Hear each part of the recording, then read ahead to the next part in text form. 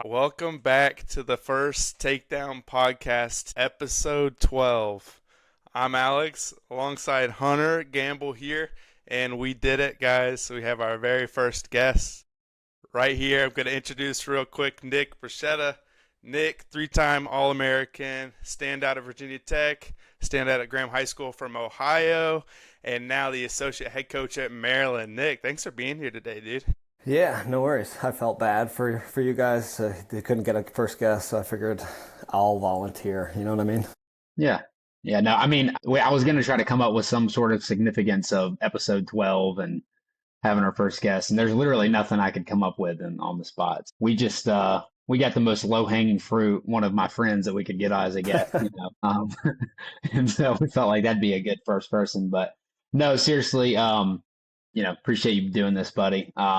We'll talk about kind of your past and everything going on in the landscape today, and maybe you were in the news a little bit recently, so we'll ask you about that too. So Of course. we'll see what you got for us, and then we're gonna do a segment at the end that we started teasing yesterday called I'm a, first I'm, called the first takedown, and we're I'm a gonna bring guinea up a pig. match, one of your old matches, and we're gonna have to talk us through it. Oh, all right. I'm a It's guinea not pig. it's not Ty Mitch in the state finals, I promise you. Okay, perfect. It's funny you say that because we have a recruit, a kid that's from Ohio, and he was sending me videos. We were texting back and forth, and he sent me a video of me wrestling Thai match, and I was like, "Why? I mean, why would you do this to me? I haven't Why watched would you? this. I haven't watched this since probably that night. You know, that happening. I haven't watched it ever. So he's like teasing me, but good fun. Yeah, Well, speaking of cool. high school, let's hit on that. Let's get right into it. Hunter, I'm gonna let you take it away, but let's talk about wrestling under Jeff Jordan and what that was like. Yeah, great. Obviously, I think for me, from a developmental standpoint, the system that he has, the way he was coaching high school kids at the time, obviously he stepped down since I left, but just from a fundamental standpoint and how he handles high school kids at an age where I tell people I think it's super important to have probably more restriction, more guidance, more do this, don't do this. Where I think when we get to our level, there's a bit of freedom, there's a bit of individuality. These kids are kind of adults and kind of coming in their own. And so when I was in high school, I knew no other way. You know, I think being there was at first it was super intimidating. Obviously, so I moved from in eighth grade from Colorado. My dad got a job in Columbus. We were living in Columbus. Everyone thinks we moved right from Colorado. That's not the truth. I know there was a reputation at the time, but that wasn't what happened. My dad had already been in Columbus for a while. I moved out, and I was actually in a different school for a handful of months before we moved out. And that was pretty common. I think like the opportunity that people saw to go to Graham and be a part of that powerhouse, if you were able to do it and your family was able to make it work, it paid dividends for a lot of people that, like were on my high school team that wrestled at the next level. And the prep that he gave us, and that room gave all of us at the next level, people like Isaac Jordan, Bo Jordan, Ryan Taylor, Micah Jordan. That was just in my era. Obviously, David Taylor was ahead of me. Zach Nybert, a teammate I had at Virginia Tech. These are all like multiple time All-Americans. And so you surround yourself with those people. You're wrestling them every day. People that were living the same life that you were living in like a strict environment. I obviously, I owe a lot of credit to developing my love for wrestling and my passion for wrestling to that time frame when you're obviously in a big development period in your life. So obviously, I know it gets knocked for where it is. If people don't know, it's an hour and 15 minutes west of Columbus. It's in the middle of nowhere. But there's not much else to do other than wrestle. So that's probably a good thing. It's a benefit for kids in high school. You can't get into a lot of trouble, and you just wrestle a lot. And there was obviously a great program that I was a part of and able to be a part of with 2 national titles when we were in high school. But that's really for me where everything I think started to click. Coming from Colorado, where wrestling at the time especially probably wasn't on the map like it is now. And so when I moved out there, and I had gone to camp when I was in Colorado. I'd gone out to Coach Jordan's camp, so I knew what it was all about. It was intimidating. I was like really, really nervous as a kid. Like that's one of one of the first real like inner turmoil type of moments that I ever had, because I knew what the work was going to be like. But once we made the leap and we went there, everything turned out great. Really prepared me, I think, for the next level. And I actually credit I had 2 older brothers that wrestled in college as well. They wrestled at Oregon State, and I credit a lot of that to them because they, early on when they went to college, found out what college wrestling is all about. And they had been to Coach Jordan's camps as well and knew that the way those guys were getting prepared in that room was preparing them for the next level. And so my brothers, point blank told me and my dad, like, hey, if you want to do this and you want this to be your life, then you should really consider going out there. And so we did, and we made the leap. And, fast forward a bunch of years and my life is still wrestling and hasn't changed since then. So it was a super crucial decision for us, and one that I'm grateful that my parents too were able to make work. Obviously driving a lot. My dad worked in Columbus, so he commuted, and yeah, the rest is history. That's where it all really, really started for me. Yeah. I mean, you answered a lot about kind of what we had to ask about that period, just wrestling in high school and wrestling for that grand program.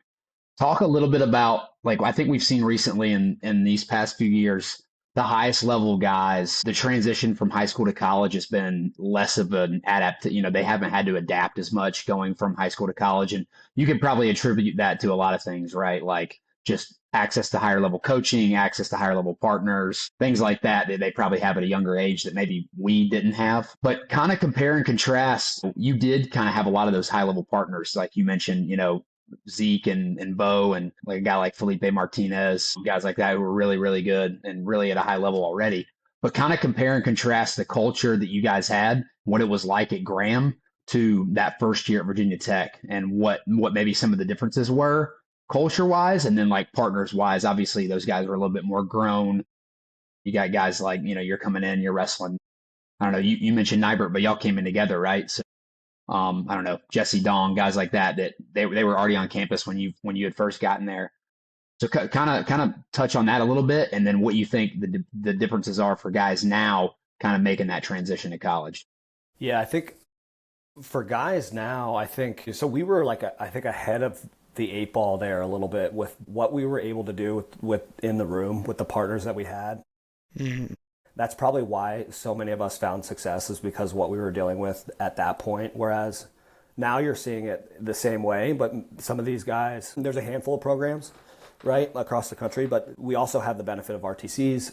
We have the benefit of, I think, just the growth of the sport in general, better coaching, more clubs. There's a lot of focus on, you see some of these tournaments, like Elite 8 duels down in Atlanta. It's a good example of, these are, kids that are all getting together regardless of where they're from, training, getting better at wrestling. I think that's part of the growth of the sport. And so, but the RTC thing has helped. That was around a bit, but I don't think it was fully tapped into when we were in high school. And so we were, I guess, ahead just in the fact that we had that built in to our room. So there were upperclassmen always. When I came in, I was a freshman.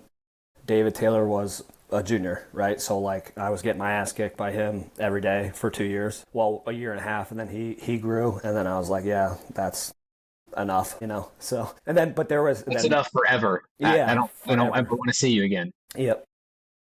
Yeah, I try to erase those memories, but some of them are unerasable, unfortunately. But then, after me, then it was Zeke that came in the year after me. He was a year behind me, and then Bo was 2 years behind me. But it's those guys were, 4-time state champs. They were just as good coming in behind me. It just never ended, right? That, I think, is part of the reason why we were so successful, because that just the way that machine was running, the partners and people that were moving in, they weren't getting recruited. They knew the opportunity that was ahead of them. They were coming in for an opportunity to be better at the next level, right? So we had an unbelievable team. Some of these guys panned out in college, some didn't. But even at the time, the level that they were wrestling, Felipe Martinez is a good example, Hunter. The guy was a freak, right? And so when I started to grow, he became one of my workout partners, even though he was younger than me. And there's another challenging guy. I grew out of some of the younger guys, Mickey, Ryan Taylor, grew into that. And it's so it just never ended, right? So it's just you just had good partners everywhere. And I think that's kind of simulating what we're seeing now with kids being able to get, workouts through an RTC or whatever it is, the area they're in, just really good clubs in general that are bringing people together. His camp system was doing that too all summer. That's the other thing I don't think people realize. So they worked hand in hand, right? The high school was the product that everyone saw and came to camp, right? And then it was the reverse. Like the camp helped high school team, because if people moved in because they saw that opportunity, there was, the program continued to grow. Or we were just working camps all summer. There's 12. I always tell people there was 12. I think there was usually 12 weeks in the summer where he ran camp. You worked 10. If you were one of the primary guys, you worked 10 of them. You had one off week where you like worked on his property and did like dirty, disgusting work. You'd rather be working camp. And then you had 1 week when you were in camp.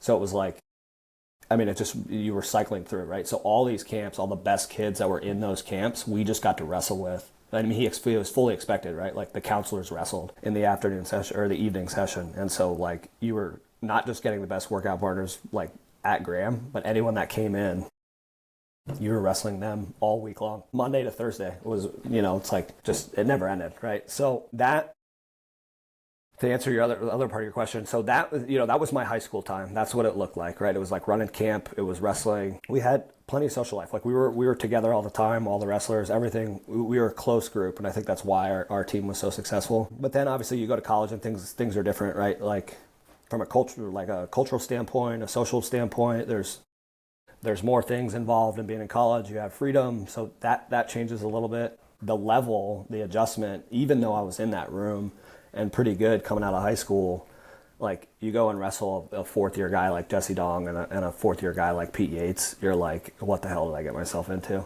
So it's like there is for most people, I'm not saying everyone, but for most people, there's a level adjustment, including myself, where I went there.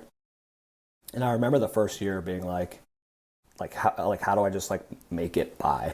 Right? Like I was like, how do I get to the next day? Like, how do I get through this? Or, so like my first year was tough. It was a wake up call. I got my red shirt pulled after 2 opens. I competed decent, and they had a need at the weight. So I went in, I was all for it. And then I got hurt my first match out. We were wrestling at Ohio State against Cam Tassari, and I hurt my ankle. So I was out for a handful of weeks after that. So kind of stunted my freshman year, but I don't think that was the full problem. I think the adjustment part was part of the problem as well, where I expected it to, and I tell our guys this, like I expected it to get easier at some point, and it never does. It's like, it's just, you're at such an elite level. And obviously if you have great workout partners around you, which I did, they were bigger than me too, which kind of sucked. But even below me, like Devin Carter was there, so it's like, just pick your poison, really. It's like it didn't matter. So every day was like really, really hard. And there was an adjustment period where I thought, at some point I'm just like, I'll just get this. It'll get easier. And that day never came. So I was going to say, I wonder the amount of people was probably so small that just didn't second guess a lot of things their first year in college wrestling. Yeah. I feel like there's so many. Everybody I've heard, like no matter how much success they had, they're like, yeah, that first year, first getting is tough. Yeah, it's like even little things, like just like top bottom. Like when you're in college, like that's a way bigger like task than it is in high school, So there was a ton of adjustment that I thought would just naturally happen, and it didn't. And so I ended up going to the Nationals that year. I went 1-2, and I was like, so it's probably not the system. Like people around me were placing at this point in our program, So it was like, it's a tough thing. I think that's like a make or break moment for most people that, kind of turn the trajectory of their career around, which I was fortunate I was able to do. And I think that was part of the reason why I had success, was that first year that I was luckily in a good team as well there, at the kind of the start of like the peak of, obviously what Virginia Tech is now, what they've continued to do. But that was kind of the start of the upward.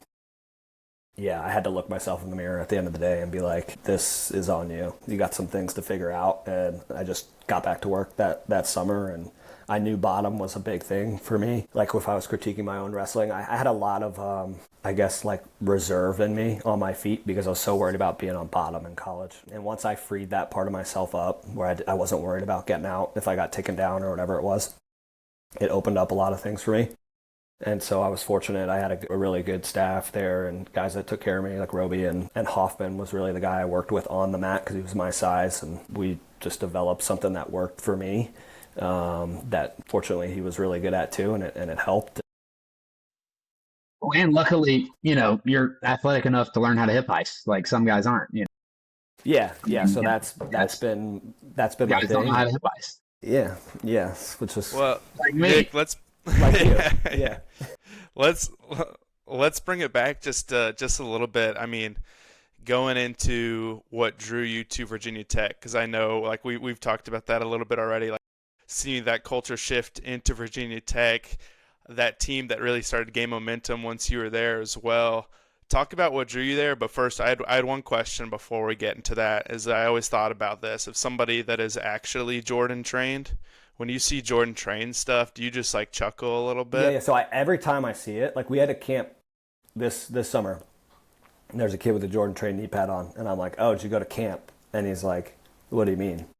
And I'm like, "Your knee pad." He's like, "Oh no, I just ordered it." And I'm like, oh, "Okay." So anytime I see it, I make a comment because like it resonates differently with me. I I had would too. Yeah. so much stuff that had JT on it that you would vomit the amount of stuff we had. So it's like now I see it and I'm like, I know the camps are still running and he's killing it. But it's like they have an online store now, which they didn't at the time. Like you had to go to camp to get the shirt that said Noah didn't wait for his ship to come in. He built it. So it was like that was the thing then, and it's like you didn't get that shirt unless you went to camp, and now it's a little different. So Yeah, for me sure. and Bo Jordan, who I'm still tight with, like we talk about it all the time. Like when I was there, we were there. They didn't have air conditioning in the one building that we ran camp out of. So like Ohio summers is just hot and it's like a metal roof, so it just heats up or whatever. So and Bo he teases, he's like, then they got soft and put air conditioning in there. So it's just not the same that it used to be. Not actually Jordan trained, right? Well, let's move on to we talked about Virginia Tech a little bit, but getting into it, I know the recruiting process has changed so much, and you've seen it on the coaching side as well. But what drew you back then to go into Virginia Tech? I think the primary thing is I thought it was a place that felt like home and that I could be successful. And I think that's a tribute to the staff that recruited me and the workout partners and the people that I knew I was going to be around for a number of years. To me, it was all about, when I was evaluating that process, it was all about where it was the best fit for me to be successful and to continue to move forward. And I think coming from a place like Graham, workout partners were a huge part of that. I knew Jesse Dong was an Ohio kid, so I knew him not personally, but knew of him. So there was a connection there on my visit initially, and then I had two teammates from Graham that went there, Matt and Brian Stevens, who I was tight with. So I had some level of comfortability with that and having people that I knew.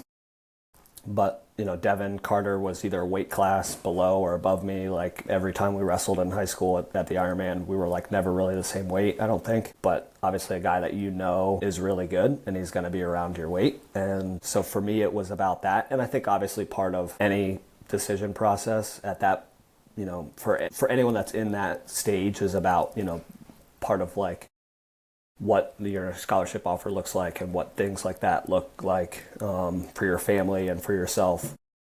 They made a really good offer, and it was a place that I felt really confident that I could get better. And I just saw the vision. You know what I mean?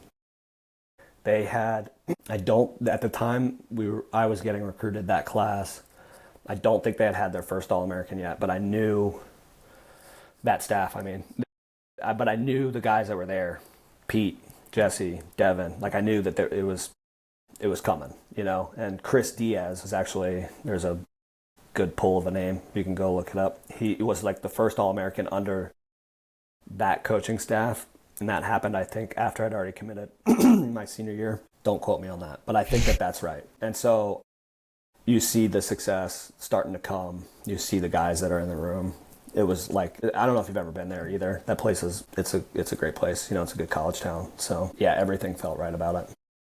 Would that have been 11 when Diaz placed? Yeah, that was my senior year. So that would make sense. It could have been 10. I'm trying to think of the time that I committed. I think that's right. Yeah, that was going into my senior year. So that sounds right. Because I remember Pete was 12. He placed in 12. So it might have been 10. Might have been 11 or 10. That was Pete's first year?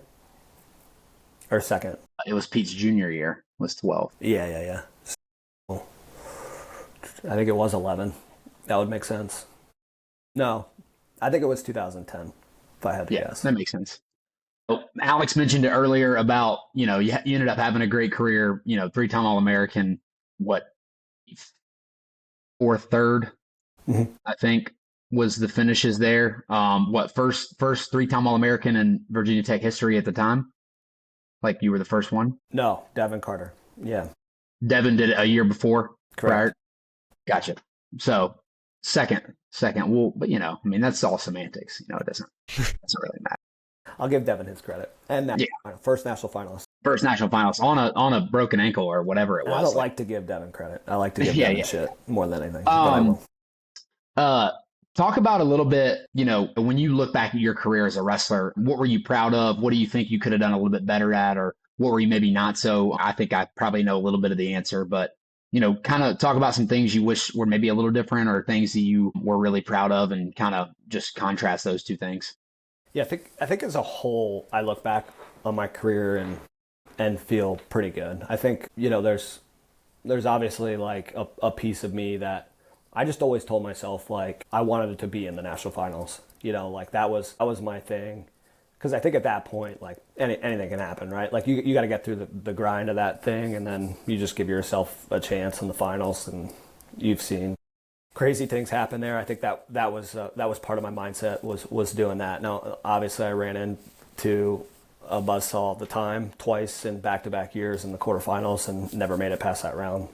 Part of me still hates that, and feels that because I had felt that I was capable of, being in the national finals and didn't do it. But that's the way it goes, right? Like now I look back on it and I think the only thing that matters to me is like, how do I get my guys over that hump instead of having the same feeling, Yeah, and I think, not to cut you off, just I think a large part of that back then and even now you see kind of the gamesmanship from like a season standpoint to set yourself up for the national tournament a little bit from the coaching side and from athlete side of things. I don't want to say all of it's gamesmanship, but we know the process is a lot more clear now of how to get guys in the national tournament and then how to have a high seed at the national tournament. And then obviously I think for you, one of the biggest things was you just were never really super healthy during the season. So and that's so one thing. setting yourself up for that was always fairly difficult. You always put yourself in 8-9 seed kind of territory, which is going to put you against the best guy in the tournament in the quarters. So that's just unfortunate. But you see it now, just guys putting themselves in position where they're a 3 seed when maybe they're not the third best guy in the country. Yeah. Necessarily. And so talk about that a little bit from your point of things, like, how much that matters. And then also like from the side of it is, do you think we have a good process of getting guys at the national tournament and then having them seated the way they are? I mean, I know it's fairly clear on what the process is now, which I think is good that there's the clarity, but I think a little bit too much clarity gives you a little bit more gamesmanship. Yeah, so like I just feel like at the time, I don't know, I guess you're in like more of a bubble when you're an athlete versus like being on the coaching side, right? So at the time I felt like it just wasn't happening as much, the gamesmanship type of deal. But to me, first off, I didn't have an opportunity to do that. I had to wrestle like as many matches as I could because my seasons were short, my junior and my senior year. My third year was my redshirt year. I wrestled as many matches as I could. I went out to the training center. I wrestled at the Dave Schultz out there. I wrestled as much as I could all year. My sophomore year was the same thing. I think I wrestled 45 matches or something, roughly around there. And my first year, which I already mentioned, I got hurt as well. So like, to answer your other question, I wouldn't say it's a regret, right? It's like something I can't control is I had, injuries that I had to deal with. However, I think as you get older, you start to realize like some of these things that I was dealing with, I probably could have managed and wrestled a little more. I was very cautious, very analytical about how my body felt and wanted it to be perfect. And now I know for sure, especially being on the coaching side, you just gain perspective and you just get older and you learn more things that, it was never going to be perfect. And at the end of the year, it wasn't perfect. Like in my senior year, like, I was getting injected basically every round before, to numb something. And I walked out of that place like hobbling, like bad, So it's like, I wasn't even perfect then. And I figured out how to do it at the toughest like meat grind tournament and not obviously achieve my goal, but at least get pretty close. Yeah, I think one of the regrets I have is I was probably too in my head about that stuff, and I probably could have managed some of those things, and even just wrestling through them.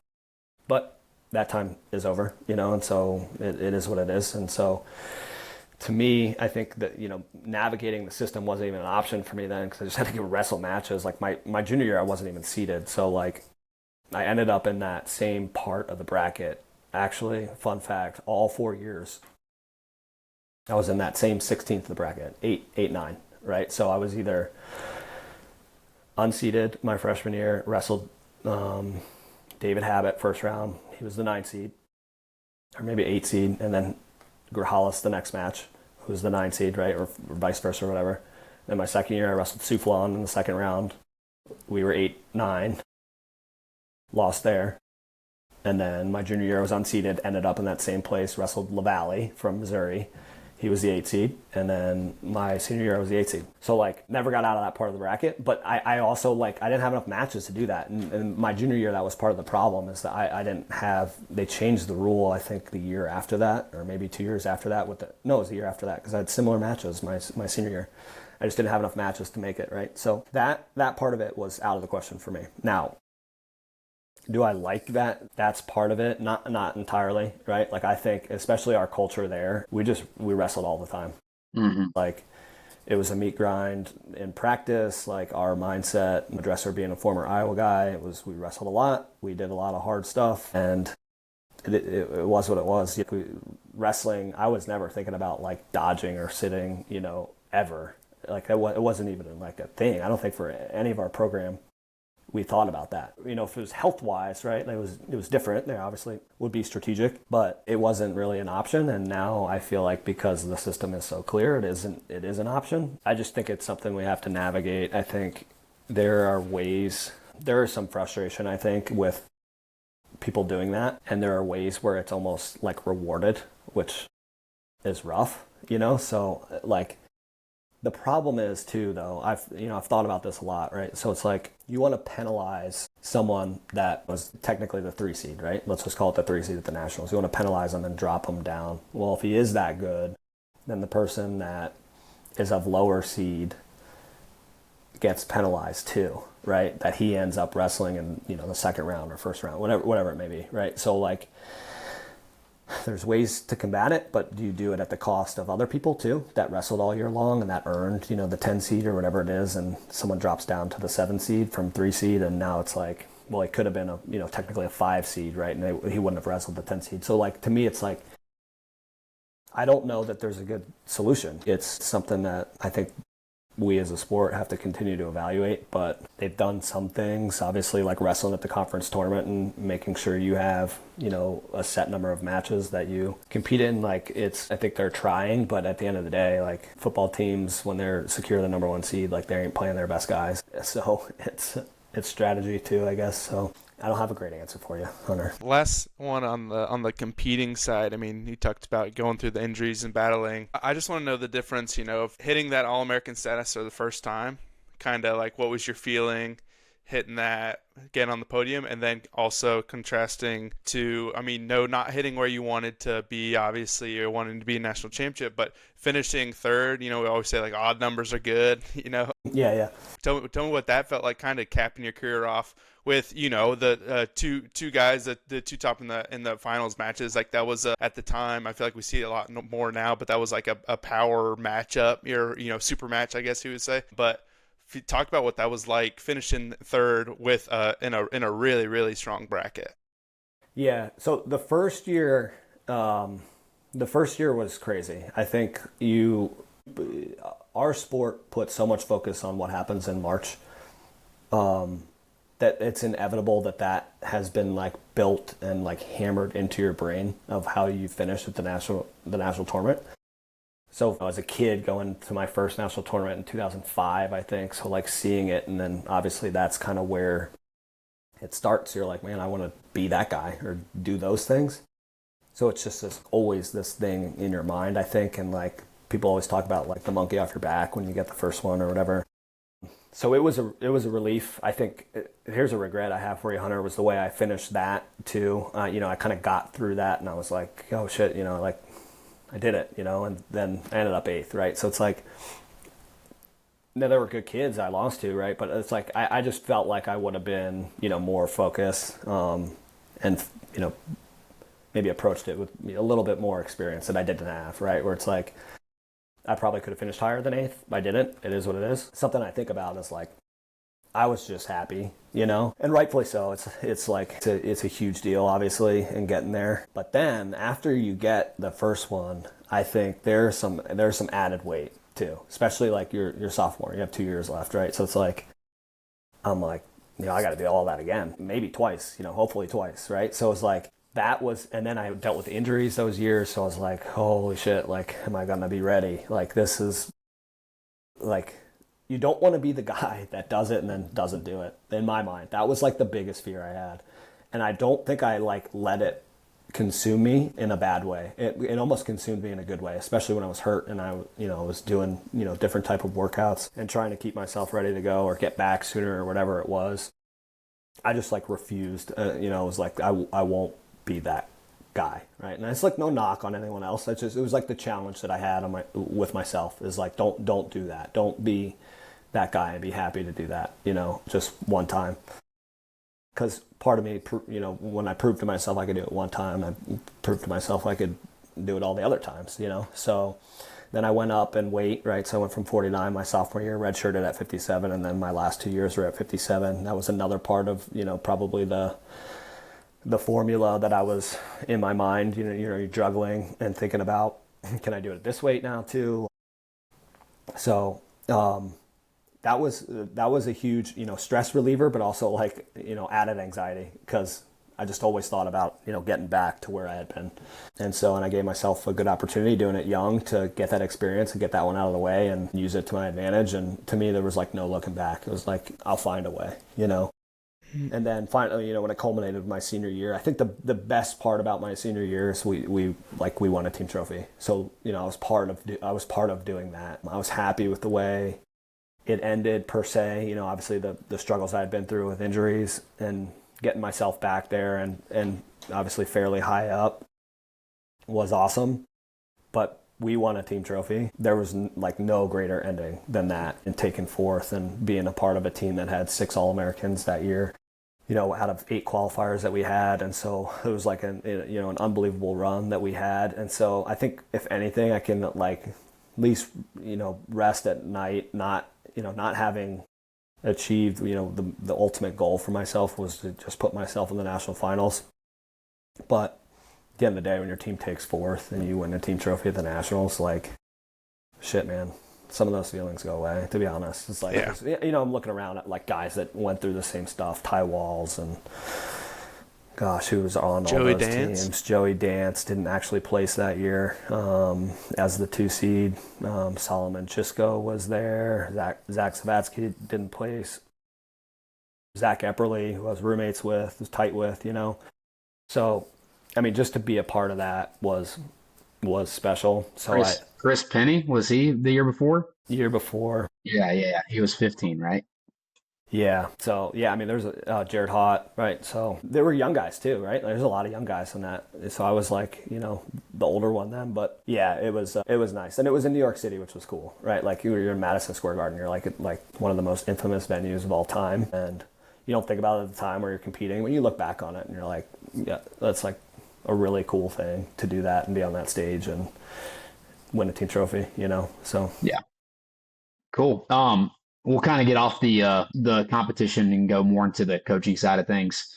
So you left Virginia Tech in 2016? That was your senior year, and then you moved down to Chattanooga and you were there for 3 years. Kind of talk about your time there a little bit. You don't have to touch on it a ton. Just kind of talk on that time and then transitioning from there to Maryland, where you're at now and where you've been for the last, 7 years now? Coming up 6 years. Just finished 6. Yep. Yeah. So talk about that a little bit, and then we'll kind of mention one other thing, and then we'll kind of wrap with a little video exercise. See how that goes for the first time. Yeah. So Chattanooga was great for me. Obviously, I got my foot in the door coaching. I knew that was what I had probably planned to do. I got a good degree when I was at Virginia Tech, and my passion was wrestling, and that goes back to, what probably formulated inside of me at Graham. And so my now wife and I were doing distance. She was a Virginia Tech athlete as well. She played soccer there. Her team was in the Final Four. She scored a goal. I'll give her credit.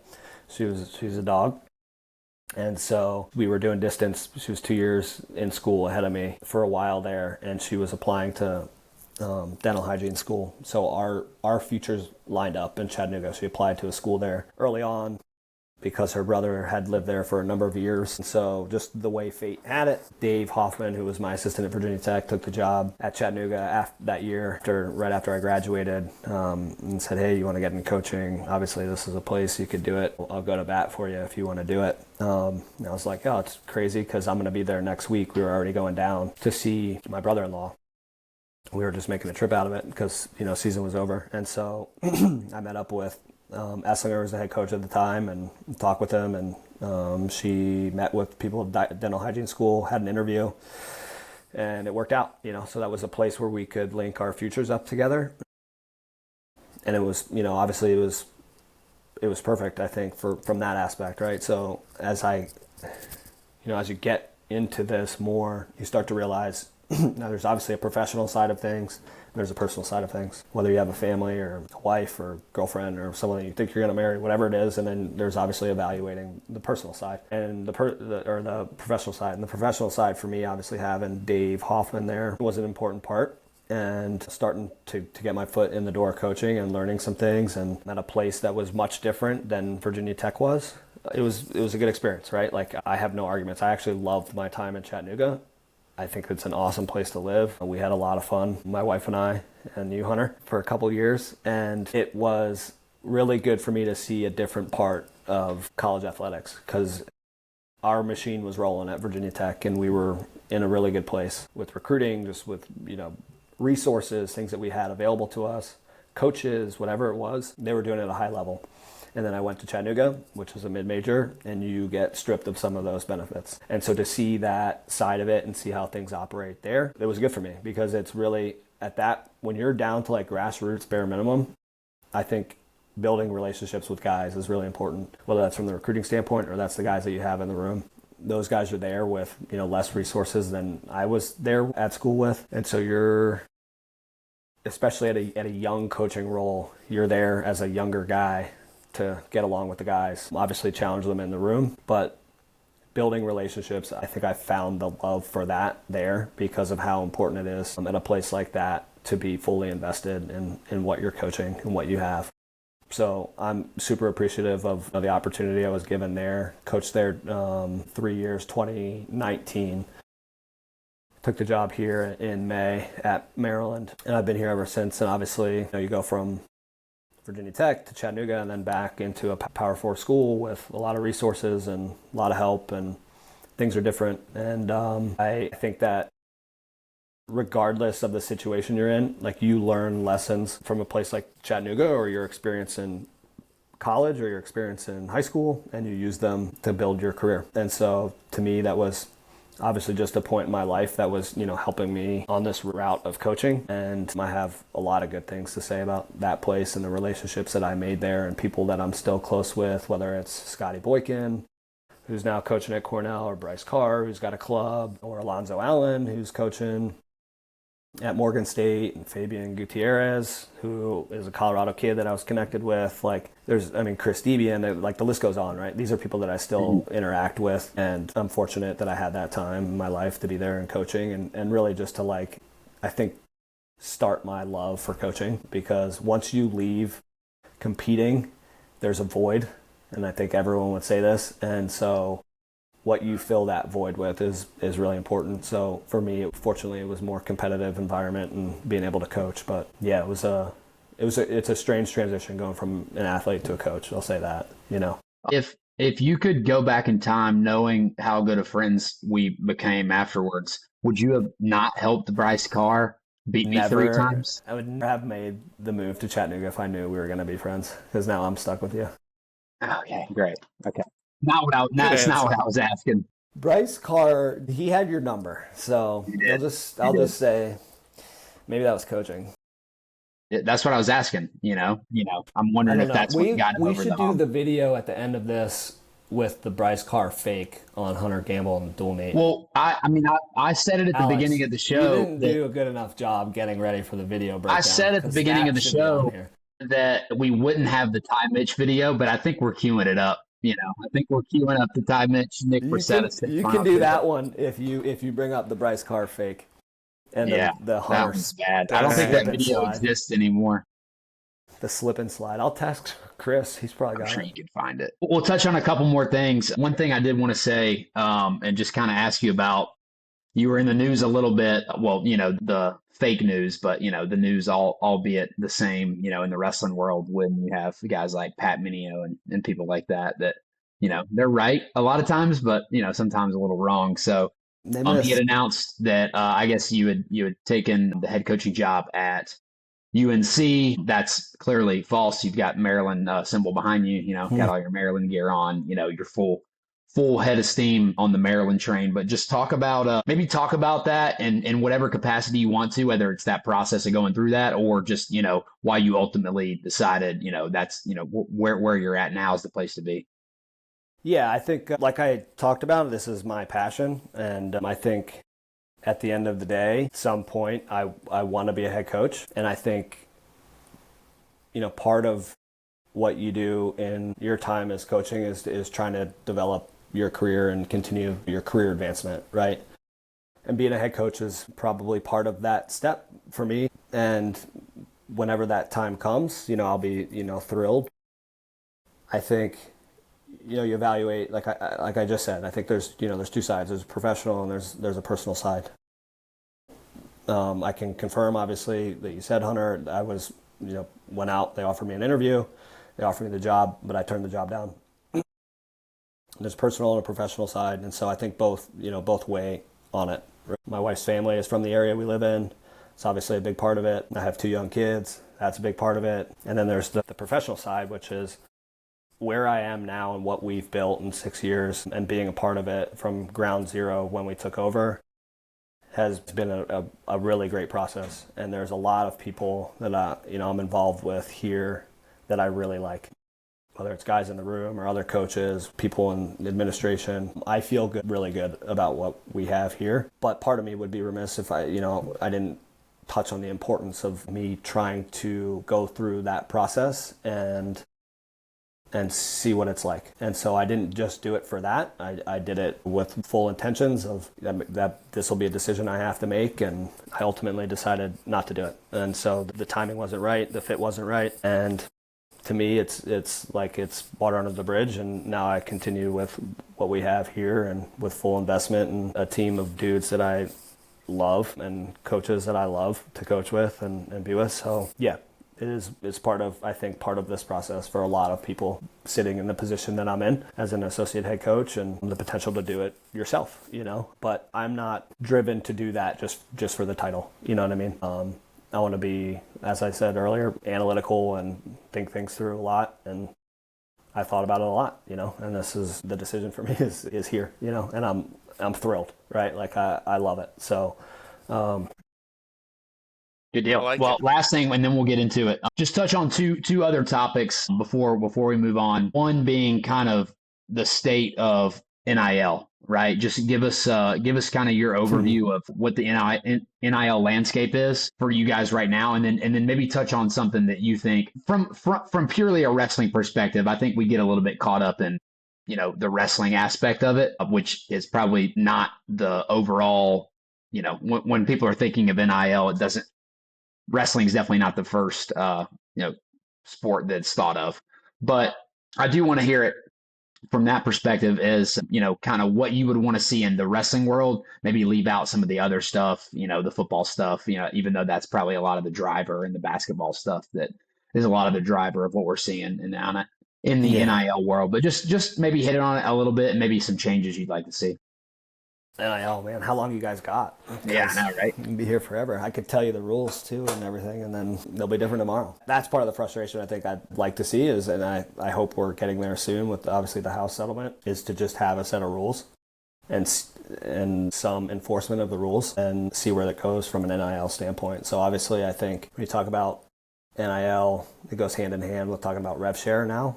And so these are two different things that people have to understand, that, rev share is this part of the settlement where they've allocated funds or a maximum amount of funds that a school can contribute to their rev share, which, as you mentioned, Hunter, it is all sports. Obviously, football and basketball are seeing the bulk of those funds. So I think from a rev share standpoint, we have to see how this year goes before I can say what I'd like to see changed. I think what I'd like to see right now is the true problem we have is these NIL deals that are way out of hand, that aren't about name, image, and likeness. They're just about paying. It's pay for play, right? So now we're in an era of pay for play with rev share. Some schools have it, some schools don't. Whether you've opted in, you've opted out. Some departments, this is all department dependent. Whether your school has, chosen to invest money that you can use in rev share towards your athletes.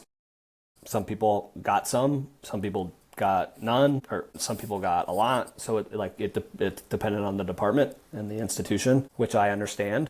But if you're including NIL in the conversation, that is the thing that I want to see, if we can enforce what they say they want to do, right? Which is limit it through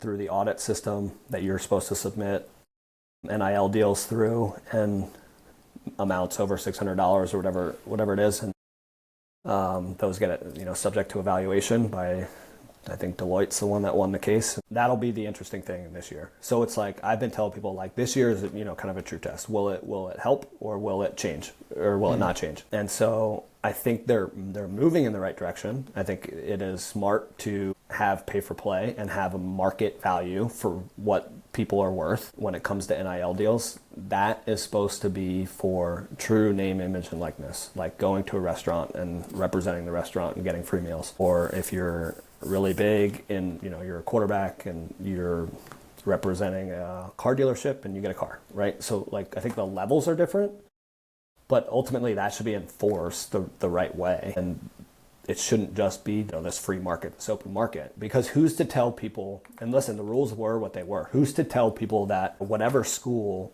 who needs a 65-pounder, what amount that person is worth to them if they have a ton of money? They can spend it how they want.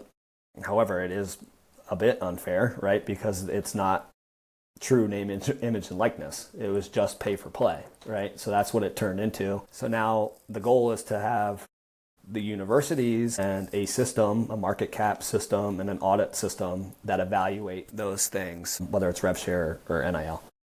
So I think this year will be an interesting year, right? We'll see how much of that enforcement is part of it, what those people that violate, what those consequences look like, and we'll go from there. But they did, I think, make the first step, which is obviously looking at the system that we're in and being what the hell is going on, And so now it's, I think, you tinker with it and you try and develop a good system that work intercollegiate athletics. Yeah. And there are, I think, fortunately, there are a lot of pro organizations that have similar deals, right? And they deal with similar market cap or salary cap, whatever you want to call it, and how to enforce and what it looks like. And that obviously they deal with collective bargaining and unions and stuff where these are employees, and technically we don't have employees yet. So it's not a perfect match, but there's a lot of groundwork in a number of big organizations that have come to a pretty good arrangement of what things should look like. Nice. Alex, let's just go ahead. Let's get into it, dude. Let's do it. My one question as I pull this up, Nick, is what is your thoughts? What is your coaching philosophy on how important the first takedown is in a match? First takedown. Also, can I say something? You guys are first takedown 3 on Instagram? No. First takedown. Oh, yes. Wait, that's 3. Our 3, as in 3 points, Yeah. Yeah. Not first takedown 2. But I understood that. But your 3 could have been the E on takedown. We discussed that. It didn't look right. Did it? Okay. As long as you evaluated it. We've workshopped it. We've workshopped it. It didn't look so sweet. It didn't look right. I think let me take a look at, so our if I'm not mistaken, our logo does have it that way. So if you look at our logo on Instagram, it's take with a 3 down. Okay. But the name on Instagram, it just looks a little weird when we tried it. It didn't look. But yeah, I think it looks clean. The logo's solid, but yeah. We appreciate the critique. We definitely workshopped that. Yeah. I'll stay in my lane. I just, what I mean? No. I mean, jack of all trades, NIL. I was just picky about it. For know some it all. reason. Instagram handle know it all. God. Old Brascetta video. Well, okay. I you finish that thought, Nick. How important is the first takedown? Do you have a philosophy about it? Yeah, I think any takedown's an important one. Obviously, I'll support the name. Okay, thanks. The name of the brand. What is it? 90% of matches, something like that. Yeah, it's got to be statistically. I think it's super important. However, I think if you look at, and there's another, I remember looking at this in college at one point, just the number of points that you put up, as that goes up, your winning percentage goes through the roof.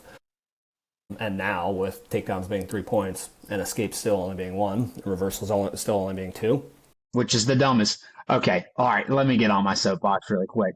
The fact that reversals are only 2 points and takedowns are 3 points, it makes absolutely no sense. Yeah. I mean, theoretically, hey, dude, a reversal could be 4 points. It's so hard. A reversal theoretically should be harder to do than a takedown. You're going from a defensive position to an offensive position. Mm-hmm. A takedown, you're going from a neutral position to an offensive position. Yep. I get that.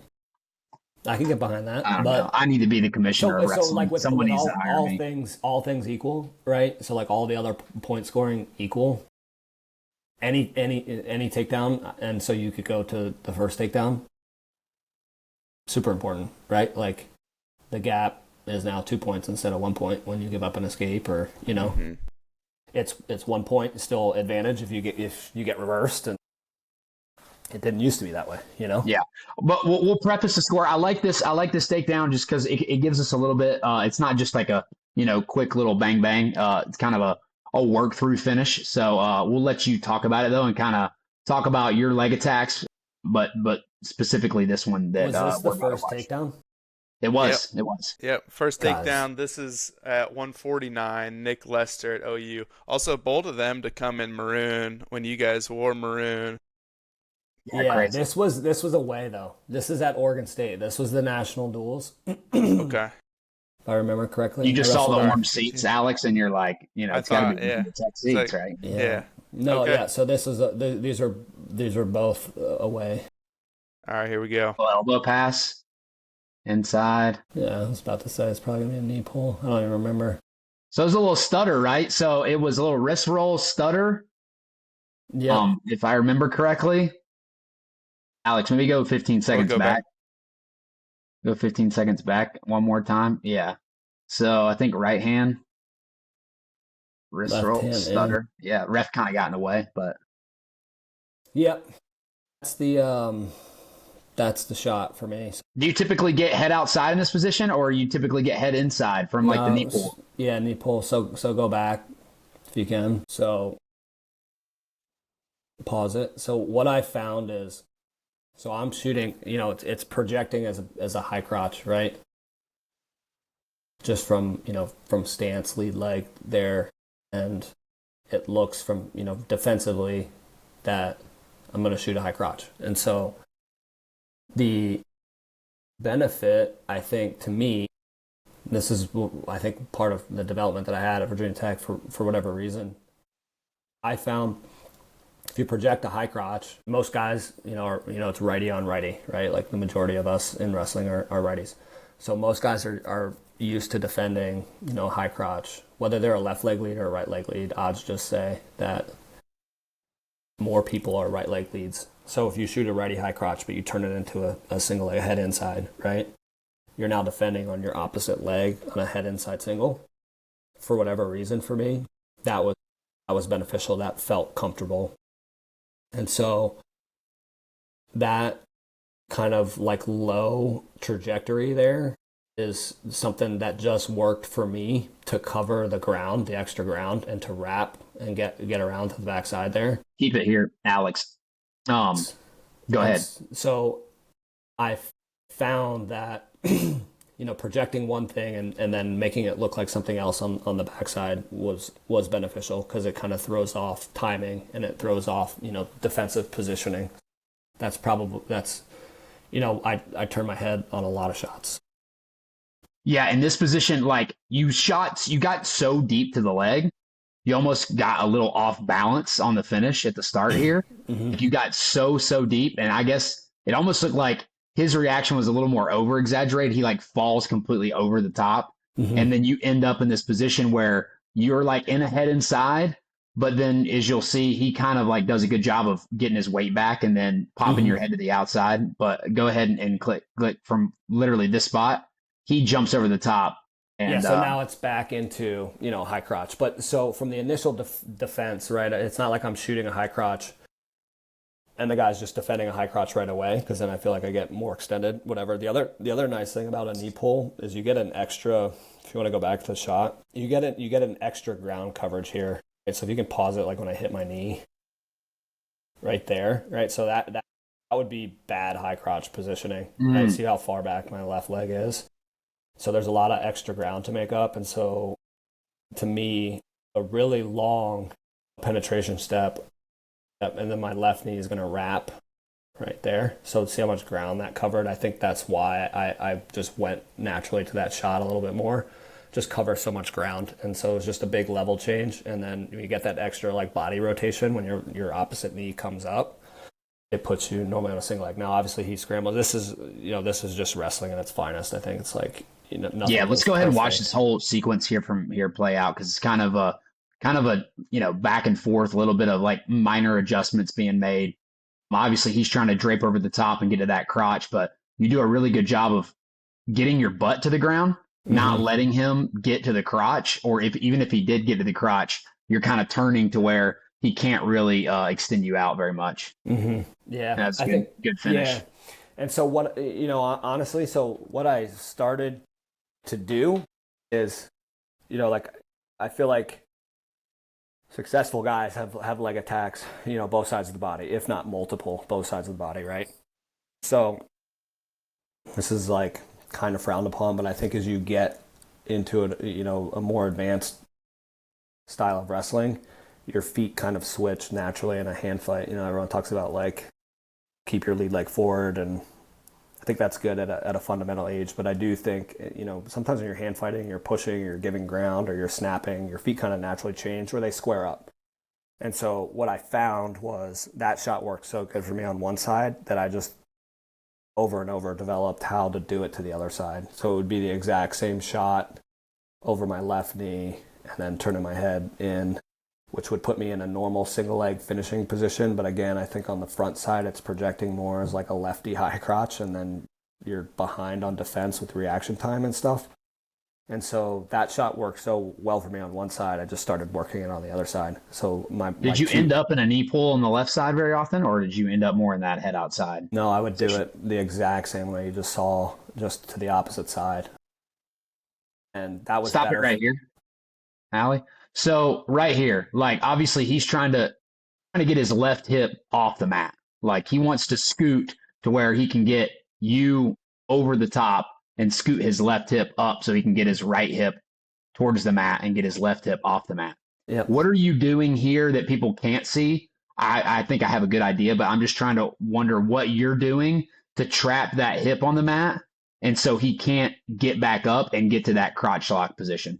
Yeah, so I think if we had the reverse angle of this, my left foot has that like kind of that. My whole goal there is to put as much, see how that leg's really like bent back and straight there. Yeah, that's my whole goal with that thing, is to keep that thing elevated and to put a lot of pressure on that knee, like in a hyperextension type of standpoint, so that there isn't a lot of way for him to get that hip back down and closed off, and then continue to probably jam space backward this way towards his head instead of like wrestling down towards his lower half, right?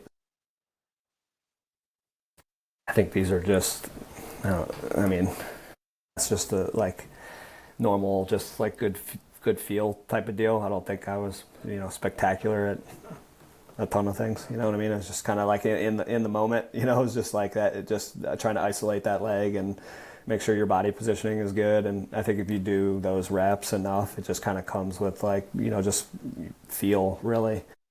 So that was probably the only takedown I scored in that match. Yeah, he's kind of a squirrely guy. Lester was. I remember him being a little bit like clingy, you know. Yeah. When I first watched this, I didn't know whether this was going to be a score or it was going to be kind of a stalemate position, because he kind of gets you in a position where maybe for you win those, but with a guy like that, you know, he can kind of make him a little more 50-50. Yeah, he was good, man. I wrestled him that year also in the Midlands quarters, I think, and I think it was an overtime match, to be honest, but he was a handful. He had a brother too. They were both pretty damn good. That was we scrubbed through all your matches, and that was the only one where you scored the first takedown. Just let you know. I bet I wouldn't be shocked. I'd say that though. I won that match. The odds would say that. The podcast name says that I won that match. The odds would be in your favor. Forever in my favor. But no, that's kind of a thing we want to, you know, that's kind of the whole point of what we're doing. We're trying to do a little analysis and analyze that. That was the thing we came up with. You know, unfortunately, we have to find videos back from, you know, 12 years ago to get, you know, matches like that. Yeah, you know, how bad that camera footage looks. Yeah, if we can find an athlete that's still competing, you know, maybe find some more high def. Yeah. P, you know, instead of that 720p we had to be on. Good luck finding a lot of matches for me too, because there wasn't a lot out there my last couple of years. Well, that is the beauty of, you know, we talked about like just, you know, our NIL things that are getting better and the media coverage of wrestling. I mean, there's no denying. Yeah, it's great. I mean, like you could pick up, I mean, any name that comes across, like you just obviously put it in Flow Wrestling. There's probably 30 matches, right, where it's like, these kids are only in high school, and like there's no way I even have like 10 probably. You know, it was just coverage. You know, it's just like part of it. Or it was on ESPN, which there's still have TV rights like that and stuff, or Big Ten Network, whatever it is. You know, so. But I mean, high school, like there's probably so many of every guy. You know, it's like unbelievable. So the coverage has been, and this goes back to what I was saying. Like the growth of the sport has been pretty good, and I think that's why you're seeing guys like that are in high school, Jack's Forest, that are on a world team. You know, it's like the coverage, the growth of the sport is becoming really good. You know, so kids at a younger age are able to do like what other sports in the Olympics truly like have always done. Like, you know, there's swimmers and there's gymnasts that are like, there's sprinters, like they're in their teens still, you know. It's like our sport is doing the same now, you know. Yeah, for sure. Well, Nick, I appreciate you hopping on for us, man. Is there anything that you want to shout out, like coming up? I know the Yorktown. I think you guys have posted something, right? Yeah, we're coming down your way. Yep. Yorktown, and what's that donation? In there, competition or something to be? Yeah, I think it's like if you get a pin, you get $100 or something. Like if you pin someone. Really? Yeah. That's I'll go out there and pin you, Hunter, for $100. Well, everyone should know that. I need to dust off the shoes. If Hunter Gamble tries to wrestle you and mess around, just say no, because you'll end up with a torn ACL. So I'll let med your forfeit viewers... Is a med forfeit the same as a pin? I get the same amount of team points.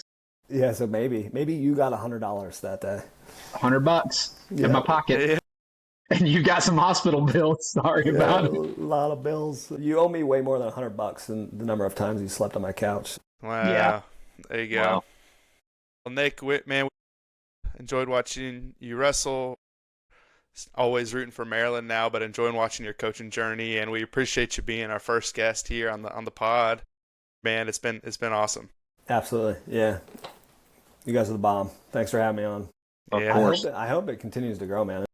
This stuff's great for our sport, so keep doing what you're doing. Yeah, we'll keep trying. We gotta getting it out there. We gotta do a better job of marketing and continuing to, you know, have on good guests and talk about some actual, you know, analysis of wrestling. I think those are things that people find interesting. At least I find that interesting in the sport. I think there's not much out there where people are actually doing any sort of analysis of what's going on in the sport. That's a cool element. I actually like that. I didn't like that it was me because I feel weird talking about me, but I get that. Makes the I get most that. sense, I think. So maybe we'll do one where we just bring on like a random video at some point, you know, and Let's talk about do it, Alex. a video of Hunter Gamble Yeah. Well, and Alex Bennett. there's not many takedowns out there, but it's a lot of, you know, I bet we said this on the last video. We can do like first ride out, you know, we'll call the show first ride out. you first hit the corner. Yeah. Yeah. So First watch this 2-minute span here and tell me how you were able to.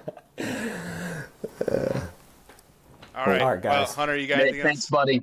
No, Yeah, I'm good. good. Thanks, buddy. Yep. We'll get this episode out. Follow us. Make sure you follow us on YouTube or subscribe on YouTube, Spotify, and First Takedown 3, as Nick said earlier, on Instagram. All right. Appreciate you guys. Peace. Yep. Cool. Thanks.